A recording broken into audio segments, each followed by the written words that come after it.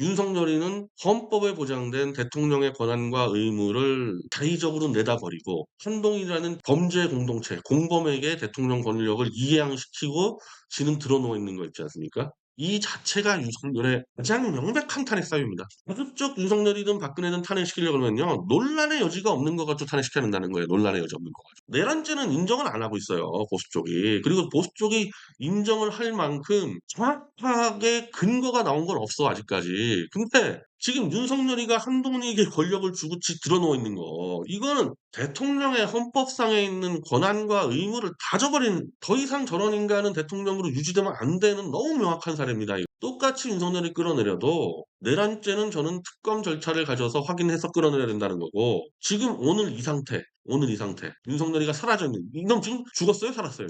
어디 있어? 어디 있어 지금? 그리고 한동훈이는 윤석열이 이제 아무 일도 안 한다 그러는데 대한민국 국군 통수권자는 윤석열이라 그래. 그러면은 국군에게 누가 명령 때리겠다는 거야? 한동훈이가 때려? 윤석열, 한동훈 둘 다 이거는 체포해서 구속시켜야 되는 감이고, 윤석열은 당장 탄핵시켜야 될 건은 이 건입니다, 이 건.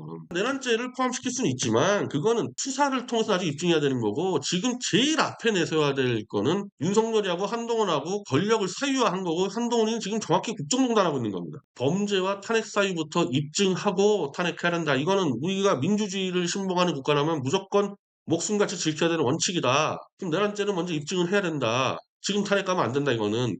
다만 지금 이 상태 윤석열과 한동훈이 하는 짓거리가 지금 탄핵을 해야 되는 거다. 들어놓어서 아무 일도 안 하겠다는 놈은 어떻게 탄핵 안 시킵니까? 내란죄 가지고 가면요, 엄밀히 말하면 저거 1년, 2년 걸리는 수가 있어요. 탄핵이라는 사건이 크기 때문에 빨리 해야 된다. 이거 웃기는 얘기야. 큰 사건이니까 섬세하게 해야 돼, 원래는. 그러면 이게 내란이냐 아니냐 이게 얼마나 복잡한 문제야. 근데 윤석열이가 일을 안 하겠대. 아무것도 안 하겠대, 월급 받고. 그럼 그놈은 아웃시키는데 뭐가 문제냐고. 내가 볼 때 헌법재판소에서 딱 두 번이면 끝날 것 같은데 그걸로 밀어야 되는데 한동훈에게 또 기대를 해요. 김어준이하고 오늘 박지원 씨가 얘기하는데 한동훈이가 윤석열을 구속시킬 거다. 이러니까 지금 한동훈의 이 문제를 입만 나불거리고 있지 제대로 정리를 못하고 있지 않습니까? 지금 탄핵 사유는 윤석열과 한동훈의 권력 발휘입니다. 변명 여지 없이 탄핵 사유예요. 설사 이게 좀 이상한 짓을 했다 그래도요, 워낙 빨리 국회가 계엄 해제를 요구했고 윤석열이가 워낙 빨리 받아들였기 때문에, 전원책 변호사의 논리거든. 전원책 변호사 윤석열 저만큼 싫어하는 사람입니다. 국회의 요청을 곧바로 받아들였기 때문에 고의성 입증이 쉽지 않다 법적으로.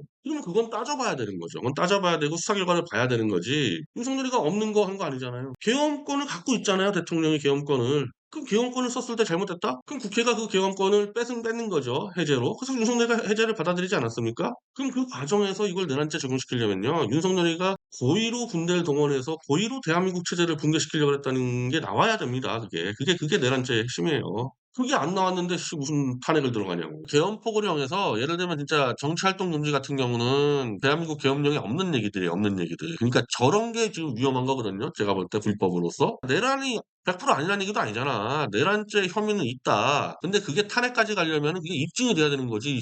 혐의 있다고 그냥 날려버리냐고. 윤석열이가 지금 공식적으로 계엄을 왜 했는지 지금 아무도 몰라요. 공식적으로 얘기한 게 하나도 없어. 사서도산 얘기했지. 비공식적으로는 끊임없이 중국의 대한민국 선거에 해킹을 밝히려고 했다. 이렇게 주장하지 않습니까? 보수 부정선거파리 유튜버들이 얘기하는 거는 윤석열이가 부정선거를 밝히려고 계속 하려고 했는데 법원이 영장을 주지 않아가지고 어쩔 수 없이 영장 없이 선관위에서 부정선거 증거를 잡는 방법은 계엄밖에 없었다. 이렇게 주장을 하거든요. 윤석열에게 확인을 해야지. 증거를 받아온 거 맞냐? 그 증거를 받아와서 진짜 부정선거라는 증거를 찾았냐? 거기까지는 확인을 해야 될 거 아니냐는 거예요. 내란은 고의성이 제일 중요하거든요. 고의적으로 대한민국을 파괴했다는 게 드러나야지 내란인데, 윤석열이가 만약에 중국이 대한민국 선거를 개입해서 초토화시키고 있다. 근데 선관위가 그걸 감추고 있다. 영장을 안 내준다. 국군 통수권자로서 계엄군을 통해서라도 내가 중국의 조작 범죄를 잡으려고 그랬다. 그래서 그게 만약에 잡혔다 그러면은 내란죄가 아니지. 내란죄가 아니잖아요. 그 증거를 잡았다 그러면은. 그러니까